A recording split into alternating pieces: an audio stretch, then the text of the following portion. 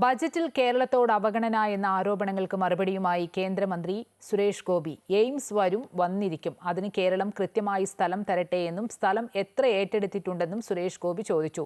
120 ഏക്കറോളം സ്ഥലം ഏറ്റെടുത്തിട്ടുണ്ട് എന്ന് മാധ്യമപ്രവർത്തകർ പറഞ്ഞപ്പോൾ അത്രയാണോ വേണ്ടതെന്നും സുരേഷ് ഗോപി ചോദിച്ചു.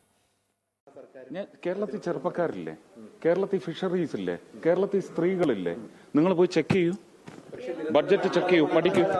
അതാ ഞാൻ പറഞ്ഞ അവരാരോപിച്ചോട്ടെ. എയിംസിന്റെ കാര്യം എന്താ പറഞ്ഞ? കോഴിക്കോട് ഇറങ്ങിയപ്പോ ആദ്യത്തെ യാത്ര കേരളത്തിലേക്ക് ചെന്നപ്പോ എന്താ പറഞ്ഞ?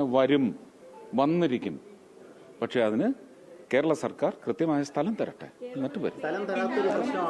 അയ്യോ, പേര് പറയുന്നതാണോ പ്രധാനം? ഞാൻ അതാ ചോദിച്ച. കേരളത്തിൽ ചെറുപ്പക്കാരില്ലേ, ചെറുപ്പക്കാർക്ക് എന്താണ് തൊഴിലവസരങ്ങൾ ഒരുങ്ങുന്ന മേഖലയിലേക്ക് എന്ത് തരം തലോടലാണ് തന്നിട്ടുള്ളത്?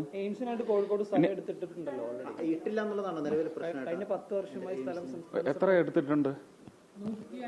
ആണോ? അത്രയാണോ വേണ്ടത്?